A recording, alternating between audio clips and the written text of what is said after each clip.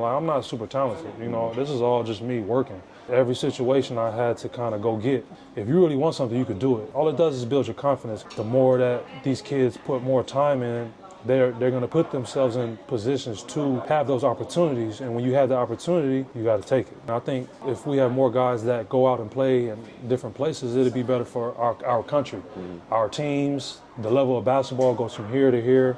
And we just got to get growth, and that starts with the youth. Once you get vision, and once you see that you can go and get it, I think that's when it's like, all right, like I'm gonna really push for it. I just want to just see the country do well, do better, starting from the younger generation on up. And a travel call. So we've talked with a lot of players over the past year, and finally it was time we thought to reach out and catch up with some of them. And no one better than the first guest on our podcast, Moses Morgan, just to catch up and talk to him about how his career is going, where it was heading, and just an update in general about his basketball career. Of course, this was obviously shot way back in early September before he even went to Japan to play in B League 3 with the Saitama Broncos. We will start catching up with some of the other players and see how things go. So enjoy another episode of That's a Travel Podcast, this time catching up with Moses Morgan. So, man, it's a bit out of our place here, far from the basketball court, but always a good time. First of all, just congratulations, man. Thank you, man. Appreciate Getting you. the opportunity to play in Japan. Yes, sir. B League, B3, Saitama Broncos. Just first starting off, how does it feel to get this opportunity, man? I feel super grateful, super thankful that this opportunity has finally came. It was just it was a lot of work these past 2 years to kind of get this done, and just the fact that it's here is just kind of still like not surreal, but like I don't know how to explain, but it's just like I don't believe it till we finally on that plane and and on the way there, man. So just real grateful. All right. Yes, sir. Man, again, you deserve it, man. You deserve all the work you put in. You've been playing great. You've been playing really well. So yeah. Right? You've been playing well, right? Yeah, for sure. Outside of this past BTL, I think that I did what I was supposed to do. Mm-hmm. This is regarding the basketball floor, and when I say like a lot of work off the floor stuff too, that kind of that made this opportunity happen. I don't know but like I thank you. I appreciate you. We don't got to go into it, but like you also helped me. Yeah. One of the only people that helped when there wasn't really no vision there. You know what I mean? So, we're grateful for you too, man. We so thankful, man. You know what I mean? But yeah, I just feel like it's time. I feel like my time here has been maxed. There's obviously some things, qualifiers and stuff like that we could do to advance, but at this point, I just feel like our time here has just been it's been reached, man, for a while now. So we're just happy, man. Yeah. How did this happen? I know that there's a timeline where the Japan, they announced that Thai players are allowed to play, but from there to teams coming in interested, can you just go through a bit about the whole process of that? Like since it's been announced? Yeah, since it's been announced, the process of teams being interested, how you decided, where just that kind of process. Well, when it kind of happened, I don't want to sound like this, but like I thought that it was going to be more teams to kind of reach out. It really wasn't, just because like they announced it so late, right? Yeah. And then a lot of the teams in B1, they kind of already had their decisions made on who they were bringing.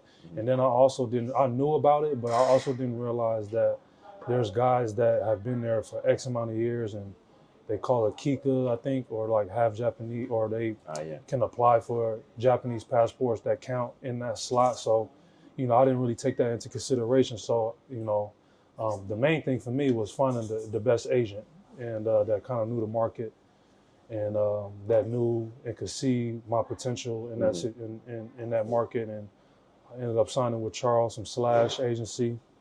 He represents a lot of guys, man, even outside of Japan. But once I got him, and then he was kind of telling me, what to expect, and but once he started to reach out, like I said, B1 was kind of like it's full. B2 kind of the same thing. There was a few teams, like maybe 2-3 teams. Tyler's team was one of them, and obviously they went with Tyler's team.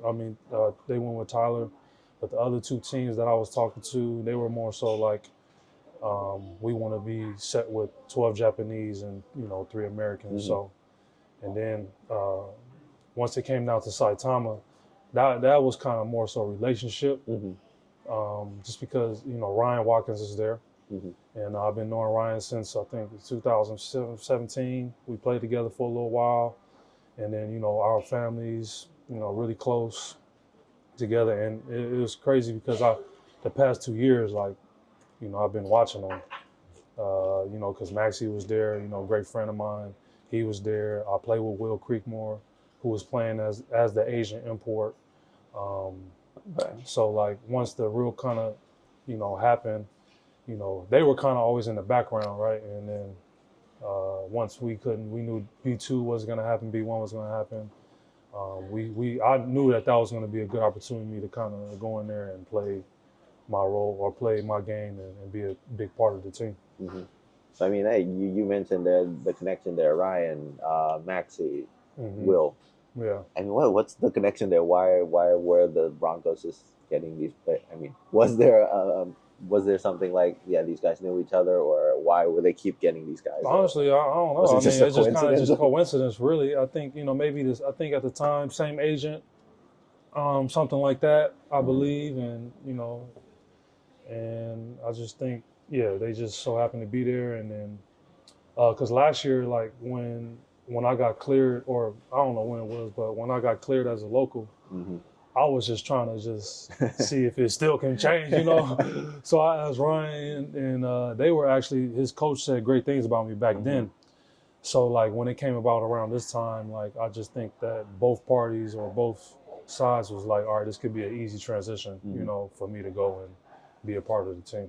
Yeah. So a little bit about the team. How much do you know about the Broncos already so far? I know quite a bit, actually. Like I said, I watched quite a bit of their games the past few years.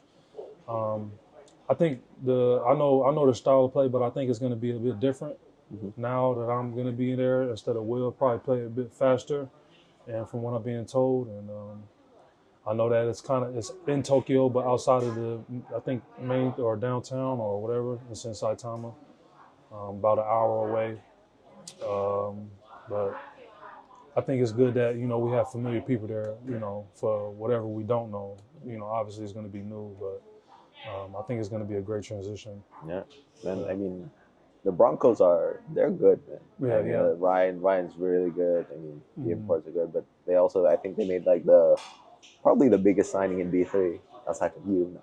The biggest signing in B3. They got Keiichiro Matsui.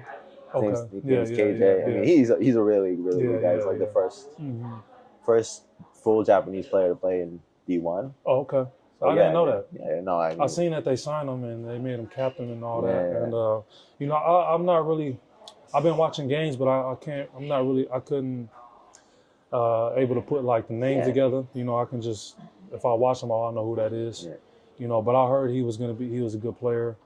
And then, they went to the semifinals. I think they came down to like the last game. Yeah. I think both years they got to the semifinals. So hopefully we can make that jump this year. But they got some pretty solid locals, some shooters, guys that can get in the paint. I know that can fit me and fit, the imports. So. Yeah, no, but that was more of a segue. I mean, he was a trailblazer playing in D1 for the first time, but you're another trailblazer playing here. Another one of the first to play in Japan, but how do you feel a little bit of a responsibility or anything, just being a representative of Thailand, just being that trailblazer, paving the way? Ever since ABL days, man, ever since everything, is that something on you that you think about? Uh, no, honestly, no. But I mean, yeah, I mean, it is a responsibility, though. You know what I mean? Just because I'm still representing the country. You know, I'm still part of the national team, and the fact that this is the first time that they've allowed Thailand in the country is definitely a responsibility. But I haven't really thought about it, man. I'm just excited to be out there and really play. All right. And but yeah. All right. Speaking about Japan, right now there's you, there's Tyler, maybe a bit more in the future, but I mean, who are some guys that you'd really like to see playing in a different environment? Just guys who you've seen play that you think would benefit from just playing in a different kind of culture, different kind of style. Who are some guys like that? Obviously, Freddie. For sure. Freddie, for sure. Owen, for sure. Junior has the potential too. Okay.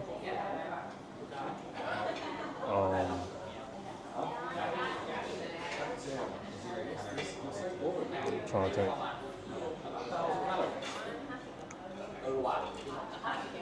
I mean, it depends. Like, I could see Boom. Okay. I could see, like some guys. I feel like they're on the edge. Like just a little bit more work. You know what I mean? Younger guys. But that's right. Like right off the top of my head, those are some of the guys that I see. Like, Yeah. No, I mean Freddie. That's obvious. I mean he's been playing everywhere. But I mean, for a guy like Junior, what do you think? I'll take Tay. Okay. Tay, yeah, Okay. I think Tay could, man. Okay. And I've seen he's been working pretty hard. Like, he has all like the intangibles, and Okay. he's a big guard. Has good feel for the game. Right. Yeah, for sure. How about Junior? I mean, a little bit more in detail. I mean, you've been playing him. You played with him for the full season. You've played with him a bit here and there. What about him intrigues you as a player who could benefit from that? I mean, obviously his size. I think he showed that he can do a little bit of everything on the floor. But I think once the more he learns how to play, and the more work he puts in to his game, and knows where he's most comfortable at on the floor, I think that could really translate to that level. Obviously, experience, like the higher levels as far as like national team and actually playing the national team, like in these FIBA qualifiers. He showed like strides this BTL season that he could play, but I think those are just some of the things that he will have to work on, or just get more experience to really show that what he can do to go to that next level. But I think he could for sure. Same with Boom. What do you think what do you think he's shown that has intrigued you? His scoring ability, his shooting ability, his feel for the game as well. Him and Tay, I feel like kind of hand in hand. But I've liked Boone for a while actually, and I just seen the growth in his development. But I just think it, like the same with Junior, man. Just more experience, getting behind a good structure, getting behind like a good system, like being with Edu. Like if we were to have him more, I think benefit from that, just learning how to play. I think both of those guys could really develop into really good guards here, and play in Japan. Okay, a bit away from the basketball court a bit. Have you ever been to Japan before this? No, never at all. Seems like somewhere where everyone should have been at least once, but when you ask, no one's actually been. No, I haven't. So, I mean, just layovers, just stopping and laying, How prepared are you for the Japanese culture? Like how much do you like? Let's start easy. How much do you like Japanese food? To be honest with you, I haven't even really tried Japanese food really. Okay. So everything is gonna be new, man. I've heard that it kind of fits my style, like as far as like how I am and how my family are pretty low maintenance, like low key, not low key, but like especially in Saitama, I heard it's pretty quiet. Okay. I I've heard it's pretty structured, organized. Like, that's right up my alley, man.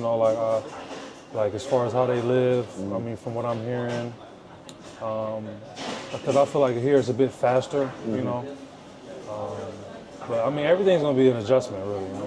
But ever since it's happened, just been thinking about the basketball, really, just how to, what I need to do.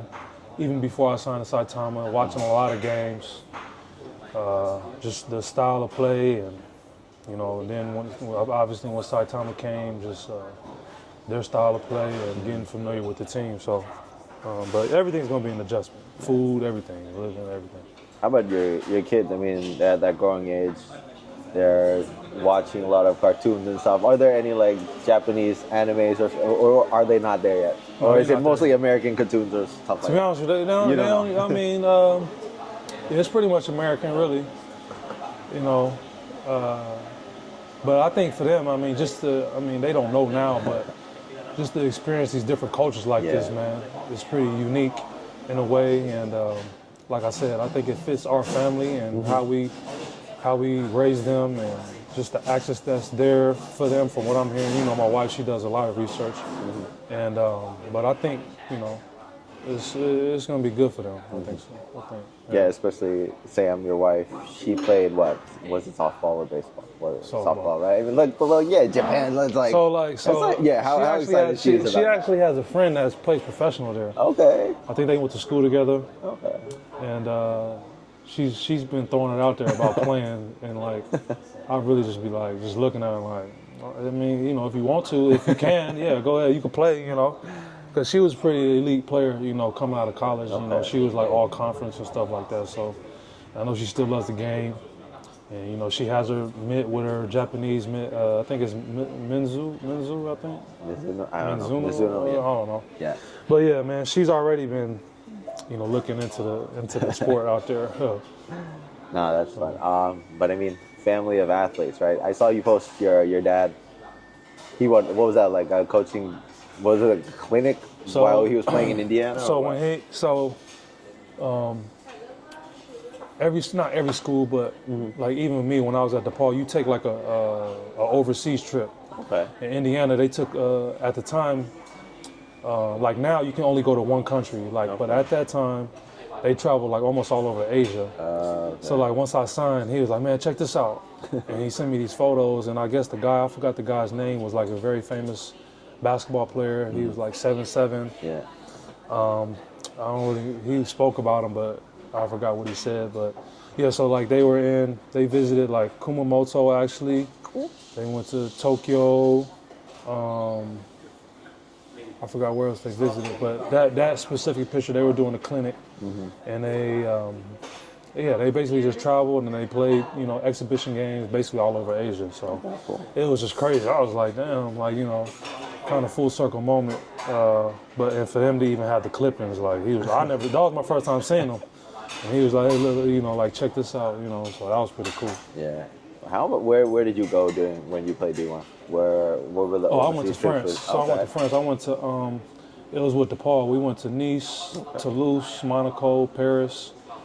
We played against some of the top teams there. Nice. It was some good run. Nice. Yeah, it was a good experience. Yeah. Yeah. We talked about your father. Obviously, like he's the biggest character in your basketball journey, I'd say. Yeah. Let's go back. I mean, he played in Indiana. That's like the basketball state, and Indiana at that time was for sure. the team to play with. For sure. How? I mean, obviously with him playing, it was easy to get you in. But how did you get started playing basketball? What was the start there? It wasn't easy, but so obviously, him growing up. I mean, him playing, and I think I was introduced to it at a very young age, and he was basically like my trainer. Him and my brother, he worked us out very, very hard on us. We had to go get it. He was actually put us in the best positions that he could, to where if we felt like we were at a certain point, he put us in a situation to where, no, these guys are better than you. Always played up. But yeah, man, it started with him, and like I have videos of him working us out, talking to us crazy, a lot of fights. He was pretty hard on us, but it benefited me, benefited my brother, just because that's all he really knew. And playing for Coach Knight, and then I got a bunch of uncles and stuff that played. I had an uncle that played with Larry Bird. It was they called it the Harry and Larry show. Look it up. At Indiana State. So it was just kind of in my blood, man, really. And when it came to like to colleges, he kind of guided me through that. Actually, really, really close to going to IU. Yeah. But that kind of fell apart on the visit. But yeah, that's just kind of how it all started, and just always around the game, really. Even when I was younger, he still was playing like adult league, so I would sit there and watch, and then like, man, just came to AAU. He kind of like got me out of Vegas into a more, I want to say like tougher situation to help me develop and grow. He's seen the same situation in Nepal. Like, you're gonna go far from home. It's in the Big East at the time. The Big East was probably the best conference. Like 16 teams. A lot of development and a lot of growth. But he's definitely the reason why I play and the player I am, for sure. You mentioned that it was a bit tough early on, being pushed that much as a kid. But when was it that it clicked for you that basketball is something that, when did it click for you, just basketball? When it clicked for me, man, I had like I was a freshman, and then like it was a like a Pangos camp, pretty big camp. I ended up doing really well there, man. I ended up doing really well, and then like they have the rankings and that, and then I go in the rankings and I was like top 10 in my position in the country, and I was like, whoa, that was my first time. I was like, whoa, what is this? You know what I mean? So I was like, oh, maybe I have something here. And then at the time I was in JV. I wasn't on varsity, I was on JV, and Coach Lon Kruger, the coach at UNLV, he came to my game to watch my JV game. They offered me, and he ended up leaving the JV game and didn't watch the varsity game, and and that was a big deal because guys was kind of like like the older guys was kind of like bullying me, trying to like hate, but so that was kind of like all around the same time. So once those things started happening, I was like, okay, maybe I might really have something here. Okay. Yeah. Yeah, talking about those camps, I mean, what was it at a LeBron camp that you met LeBron when you were younger? How was that experience, man? Just meeting LeBron at that point, man. That was a great experience, man. It was an invitational camp. LeBron at the time they was having LeBron James skills. I went there 2 years, and I think I went there when I was a sophomore and when I was a junior. My first year, it was like a lot of guys, bro. John Wall, he was top in the class. DeMarcus Cousins. I'm trying to think. Like, I played with Michael Kidd Gilchrist. He was on my team. And then like they had like the college, like James Harden, Tyreek. It was a bunch. It was basically all the main high school guys. Then the following year, same thing, like Deion Waiters, Perry Jones. Like it was a great experience, man. And then actually competing against LeBron, that was crazy. Seeing him live and in person, and actually like kind of getting to know him. And then my dad actually has a relationship with his uncle Otis, just getting to know his family and stuff like that. That was just a great experience, and the amount of gear that they gave us, man, it was crazy. But it was fun though, man. Like Kiala King, who was here. I actually have a crazy story about that at the camp, but he was there, and like a lot of the Cali guys was there. It was fun. Man. It was fun. Like Solomon, it was a bunch of guys, bro. Yeah. But yeah, great experience. I mean, like. So yeah, you know how much it means to be a kid growing up, loving the game, putting so much in the game, and then playing in front or with all of these big time stars at that point. So I mean, say a bit about how much that meant for your development, and now that you're at a more veteran stage in your career, you're giving back to the younger kids as well. I see your relationship with the younger guys. So is that something that, yeah, because you got that early on, that you want to try to give back to Yeah, the young definitely. kids as well? Definitely. Like, I think here is just, I think a lot of the kids, they don't really see the opportunity that's out there. And I think, well, I don't think, but I know this is part of the reason why I really pushed to make this happen. You know, I really pushed it just because, like, for me personally, no offense, but the basketball here isn't where it should be. You know, I'm looking around and I feel like all the other countries are growing. And then I started doing some skills training with some kids. It's a kid that plays for Ben Nan. His name is Payne. I work with him a lot. And, you know, just telling him, like, man, there's more to it out there, because he's a kid that works extremely hard, like, you know, and, like, there's more to it out there, and just kind of giving him my experiences as well as him, talking to, you know, him about his potential if he really put time into his game, you know, where it could take you, because I put a lot of time into it.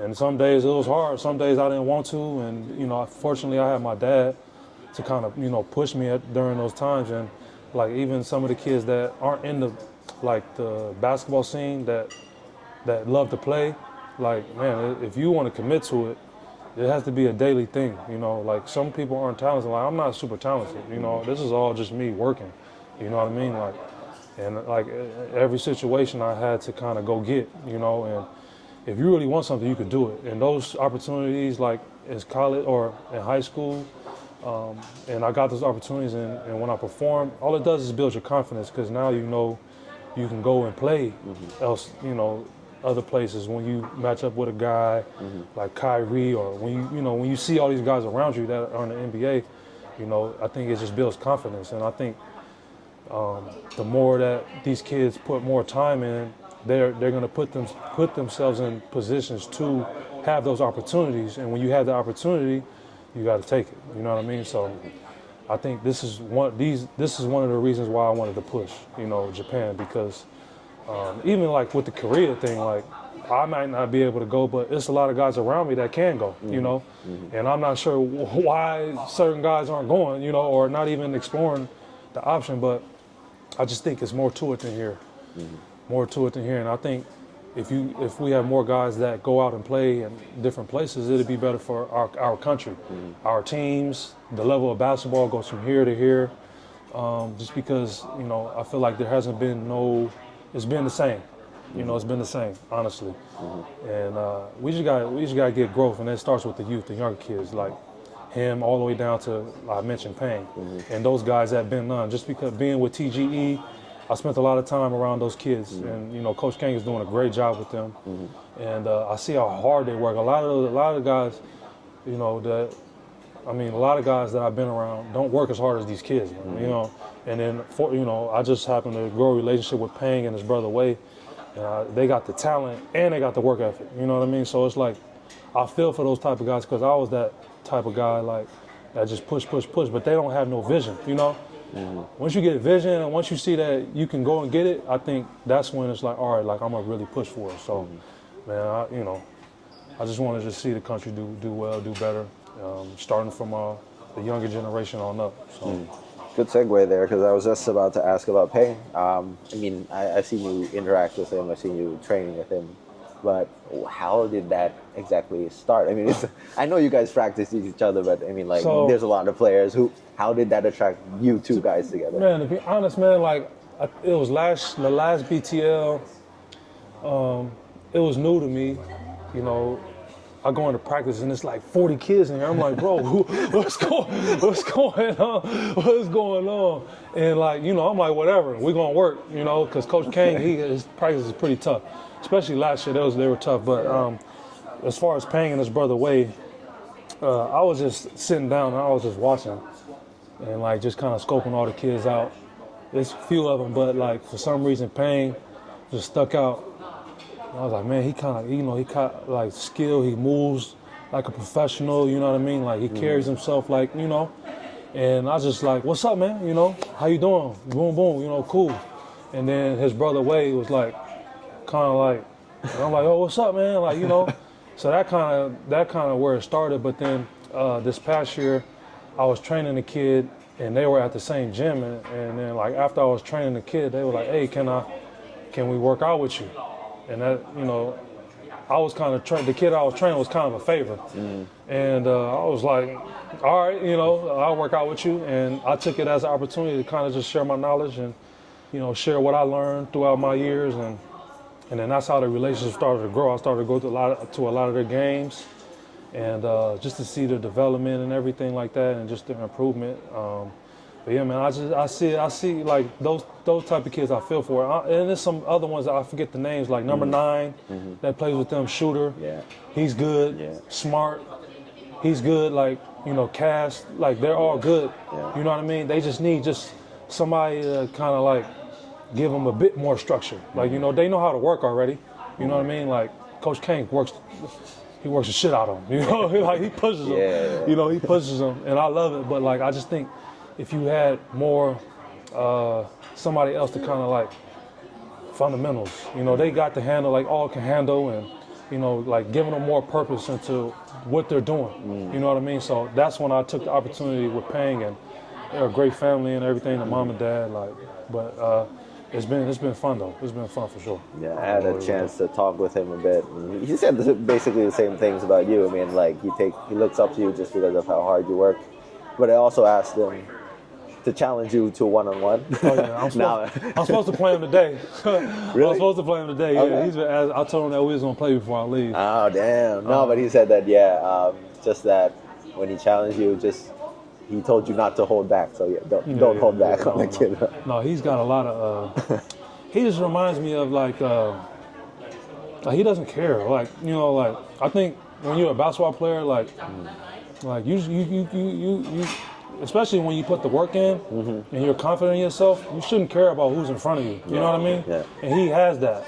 You know, and that's why I think I gravitated to him a bit more, especially when I seen how he worked, man. I was like, whoa, like this kid's a bit different, you know, and I don't know what's going on, but he needs to be on the national team.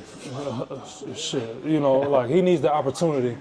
And just because I think he's a guy that can be one of the pillars, you know. Yeah. Like when you look at our national team, you got Ohm, you got Arm.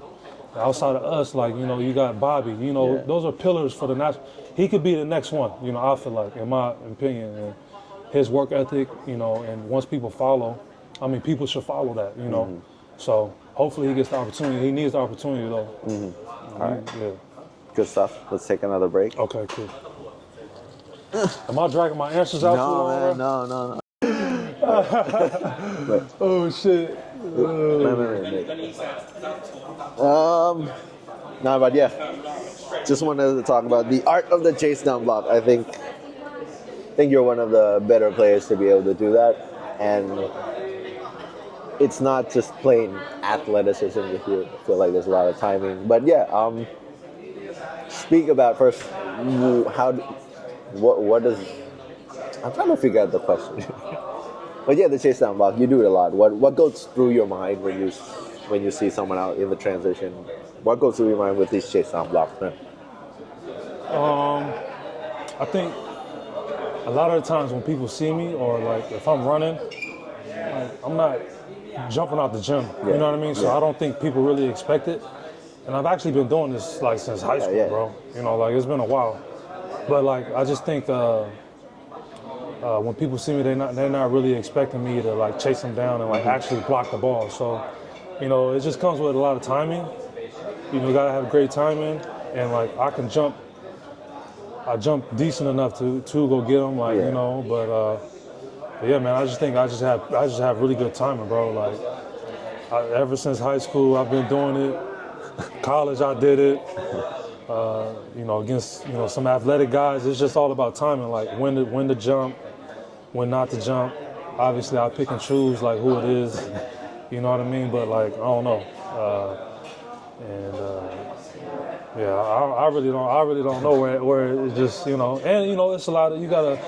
I feel like to do something like that consistently, you gotta have like, you know, some dog in you to like, you know, somebody's way in front of you and to like actually run them down and save 2 points for your team. Like, you know, that takes a lot of hustle, you know. So Yeah, man. And like growing up, actually, my favorite player was Kevin Garnett. Okay. And like my dad Hey, used to just be like, they're the same. yo, KG, yeah, KG, bro. Big that, ticket. growing up, that was my favorite. So my dad used to be like, man, look how he's just blocking the ball and he talking like, you know, and my dad had a friend and then like, he was just telling me like, man, you gotta like block the ball, you gotta like really swing your hand, like, you know, so it was kind of like integrated to me like when I was young, bro, you know. So like, man, I mean him and then obviously, you know, you see LeBron do it. Yeah. And it's like, damn, like his look totally different. Like I'm not saying I'm LeBron. Not saying I'm LeBron, but you know, but I just think it's fun too, you know, seeing it.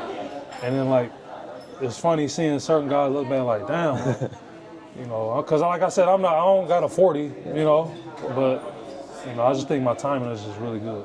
When was like the first one that you really felt was a big one that you did? An impactful one, let's say. The impactful one? Yeah. Ooh, One of the earlier ones. like college or college high school? Any ones that you would like? I had one in high school. It was in a state game, and it was actually against my best friend. Okay. His name was Jonathan Lloyd. Okay. He went to Oregon. Okay. That was like the one I was like, man, that was a big one. Even though we lost, we was up 10, 2 minutes to go. I don't want to talk about it. That hurts to this day. That one. Then I had like a few at DePaul. You know, there was some high level guys that I got. Name a few. Man. I think I had got one on Brandon Trish. He went to Okay. Syracuse. Okay. Then I had one on. We was playing Seton Hall. I forgot the nigga's name. I forgot. I want to say Farouk Edwin or something like that. But he was good. He was pretty good. Mm-hmm. And then obviously, you know, professional. Some of the standout ones like got one on X. Matthew Wright. Yeah. Got one. Shit, I'm trying to think. I got a lot, bro. I had one on Nick King. That was my favorite one. The one on Nick King, they called a foul. It was at Mono. That was not a foul. Clean, super clean. Just because, like, you know, that was the last year we had in the ABL. Yeah. You know, with the Philippines and that team we had championship team. So that was kind of like a statement game, you know. So that was an impactful one. But they called a foul. But those are some of the few that stand out. Okay. For sure. I mean, like, do you sense these out? Does it come instinctively, or is that something that you've practiced, you've made it a science out of? Like, you see someone moving this way, that I'm gonna get that shit. Definitely don't practice it. Yeah. But like, yeah, it's just instinctively like, if I you know, just see that, okay, I can catch them, then I'm gonna try. You know, because I'm not saying I don't get all of them, you know, but I would say my percentage rate is pretty high though, you know, but it's just kind of instinct, man. You know, if I feel like I can chase them, and you know, like I said, it's just hustle too. Like you gotta be motivated to do something like that. Yeah, I mean, like chasing these things down. Obviously, sometimes you get caught on the wrong end. Right. No, I ain't never got dunked. I haven't got dunked on. I mean, like I told you, I pick and choose now. Exactly. Like, you know, like if it was like let me see, like it was. I think I had a situation with Jaron Young. No, Yeah. I'm not jumping with him. No way. You know what I'm saying? Sometimes you chase down, and sometimes you foul, and it's stuff like that. But I mean, like talk about that mentality a bit, because it's a gamble. Sometimes you get the defensive play, sometimes you get the foul. Yeah. Say a bit about that mentality. I mean, like, to be honest with you though, like even if I foul, even because like you think about it, like if it's a turnover or if it's a long rebound and it's a close game, rather than getting the easy 2 points and I foul them. You know, all right, you got to go to the line and make 2 free throws. And we stop the game, we can regroup, you know what I mean? But, like, you know, I would say, like, ever since kind of being with Mono, I had some situations happen to me to where, like, you know, the situation where I got cut, and then I started, you know, kind of thinking, like, how can I stay on the floor, you know? And that time when I started playing in the playoffs, like, Coach Tong was like, you know, guard him. All right, I'm a guard, you know, and then I started to kind of develop that defensive, like, mentality, not only with the chase down, I've always been doing that, but, like, you know, being a great team team, positional defender, on ball. I can be better on, but like, that takes just a lot of heart, so like, it just kind of just goes hand in hand as far as like chase down and, depending on the possession and, things like that. So, yeah. Okay. Any last thoughts? Any other things you want to kind of say your mind on before you go to Japan, stuff like that? No. I'm just, man, no. All the kids out there, that think this is all they have, there's way more. There's way more out there, That's all I really got to say. And hopefully, I can make a long career out of it, as well as the other guys. Just because there's people around us that we play against that have made, great careers, at this point, Even though we're coming in late, it's not too late. So like the kids like Peng and Put and Cass, Smart, all those guys, that's next generation, and even some of the guys that played on the national team that are pretty good. I don't know their names, I'm sorry, but like I just feel like we got a good group of kids that if they work the right way and work hard enough, like, that it's opportunity out there, man. So, all right. Yeah. Like the great KG said, anything is possible. Anything's possible, sure. And again, man, thank you, man. Appreciate you, man. Thank you, man. Without you, man, hey, I know there's a lot of stuff behind the scenes, but without this guy right here, it wouldn't be possible. You know what I'm saying? One of the only guys that was on my side with this. I was been told no a lot. But man, you my guy, man. Appreciate you, man. Putting a target on it. No, my bad. I'm not. Nah. All right, thank you very much, sir, man. no problem. It's always been a pleasure to catch up. Obviously, this won't be the last time. We'll catch up more. Hopefully in Saitama, man. Yeah, man, for sure. Thank you very much. No All problem. right, bye-bye. Thank you, man.